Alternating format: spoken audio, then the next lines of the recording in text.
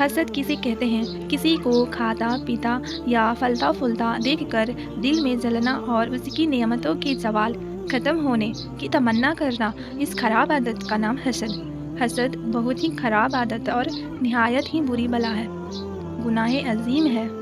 حسد کرنے والے کی ساری زندگی جلن اور گھٹن کی آگ میں جلتی رہتی ہے اور اسے چین و سکون کبھی نصیب نہیں ہوتا۔ احیاء العلوم جلد 3 اور صفحہ 187۔ حدیث رسول اللہ صلی اللہ علیہ وسلم نے فرمایا، کسی انسان کے دل میں ایمان اور حسد اکٹھے نہیں رہ سکتے۔ صحیح بخاری شریف۔ یعنی کہ ایمان والا حسد نہیں کر سکتا، ہاں پھر جو حسد کرے وہ ایمان والا نہیں۔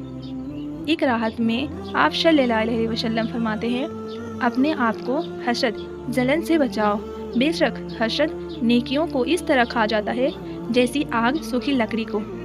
کہا جاتا ہے ابو داؤد، حسد ایسی بری چیز ہے جو ایمان کو کھوکھلا کر اور اللہ کی رحمت سے محروم کر دیتی ہے۔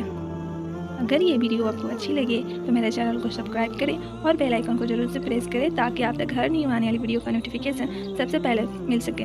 تو اپنا بہت سارا خیال رکھیے گا۔ اللہ حافظ۔